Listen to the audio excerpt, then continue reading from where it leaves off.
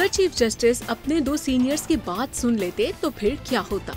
अगर सीनियर्स दुरुस्त फैसला ना कर रहे हों तब भी सीनियर्स के फैसले के नताइज क्या निकलते? अंसार अब्बासी के ताज़ा कॉलम में इंकशाफात। दी न्यूज़ के head of investigation Ansar Abbasi ने अपने ताज़ा कॉलम में चीफ जस्टिस याहिया आफरीदी की समझ-बूझ और बालिग नजरी की तारीफ की। उन्होंने लिखा कि दो सीनियर तरीन जजेस की तारीफ से 26वीं आईनी तरमीम के खिलाफ दरख्वास्तों को सुनने के फैसले से इत्तफाक नहीं किया।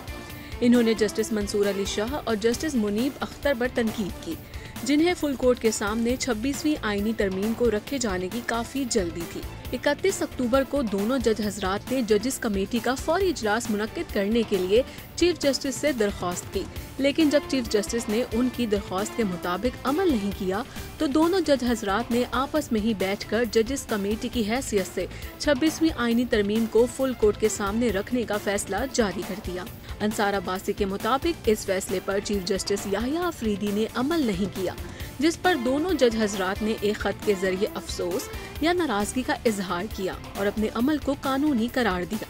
अंसार अब्बासी मजीद लिखते हैं कि 26वीं आईनी तरमीम कितनी ही बुरी या मुतनाज़ क्यों न हो, लेकिन जस्टिस मंसूर और जस्टिस मुनीब जो करना चाह रहे थे वो दरअसल आइन की रूह से दुरुस्त ना था, और मुमकिन है इसी बुनियाद पर चीफ जस्टिस ने उन जज हजरात की दरख्वास्त या फैसले को सुना अनसुना कर दिया।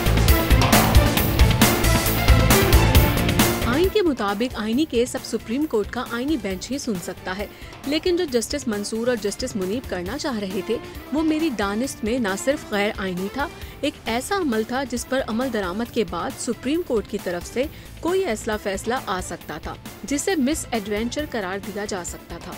मुमकिना नताइज से न सिर्फ इदारों के दरमियान एक बहुत बड़ी लड़ाई शुरू हो सकती थी, एक आईनी बहरान के साथ साथ मुल्क एक शदीद सियासी और माशी अदम इस्तेहकाम का भी शिकार हो सकता था। बहुत से लोग चीफ जस्टिस याहिया आफरीदी से उम्मीद रखे हुए हैं कि वो हुकूमत, पार्लियामेंट और एस्टेब्लिशमेंट से फौरी टकरा जाएं और इस तरह उनका नाम तारीख में सुनहरी हुरूफ से लिखा जाएगा। ताहम जो चीफ जस्टिस का ट्रैक रिकॉर्ड है उसे देखा जाए तो वो कानून और आइन के मुताबिक फैसला करते हैं। न उन्हें टिकट्स चलवाने का शौक होता है, न दूसरों को खुश करने के लिए कुछ ऐसा करने का कि वाह वाह हो जाए। ये कहा जाता है कि 26वीं आईनी तरमीम ने अदलिया को कमजोर किया। अगर सच बात की जाए तो जजों की सियासत और अदालती निज़ाम की इंसाफ की फराहमी की नाकामी ने अदलिया को कमजोर किया। अंसार अब्बासी ने तज्जिया करते हुए लिखा कि अगर पाकिस्तान की अदलिया बशमूल सुप्रीम कोर्ट ने अपने आप को मजबूत करना है और अवाम की नज़रों में एहतराम और बेहतर मुकाम हासिल करना है तो फिर सियासी फैसलों और सियासत के बजाय अवाम को जल्द और सस्ते इंसाफ की फराहमी को यकीनी बनाना होगा।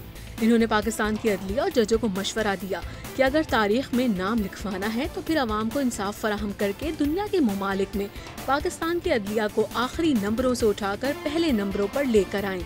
इन्होंने चीफ जस्टिस याहिया आफरीदी से दरख्वास्त की कि वो पाकिस्तान के अदालती निज़ाम की सर्जरी करें और इसे इस काबिल बनाएं कि लोग अदालतों में जाने से डरने के बजाय उन पर एतमाद करना शुरू कर दें।